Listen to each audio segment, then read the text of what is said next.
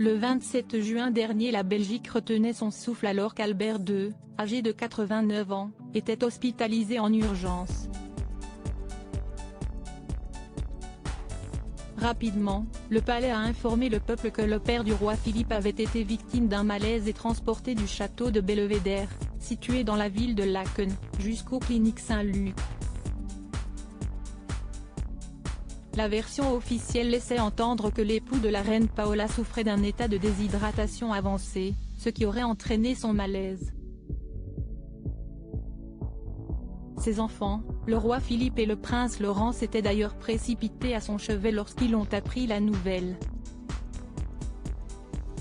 Cependant, l'hospitalisation du roi s'est éternisée, ce qui a mis la puce à l'oreille de certains spécialistes.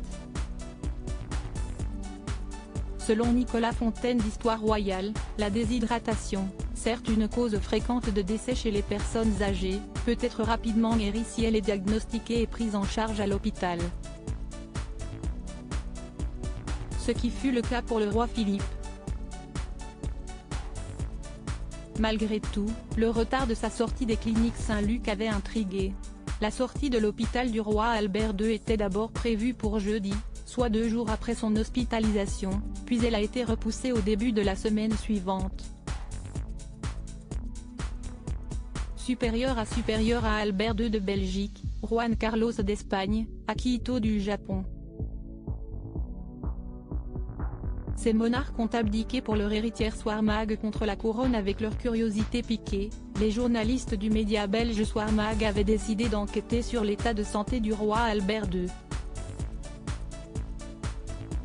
Et c'était Pierre de Vost qui avait percé le secret et s'apprêtait à le révéler dans un article exclusif intitulé Albert II, la vérité sur son hospitalisation.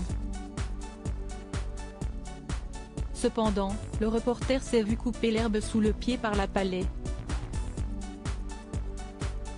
Dans un communiqué, il a été annoncé qu'au regard des analyses de sang du père du roi Philippe, les médecins avaient trouvé une septicémie, infection du sang, qui, si elle n'avait pas été traitée à temps, aurait pu être sérieuse.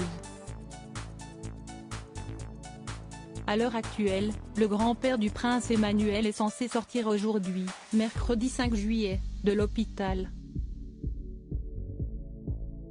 Personne ne sait encore si son état de santé lui permettra d'assister aux futures célébrations de l'été, et notamment à celle de la fête nationale, prévue le 21 juillet prochain.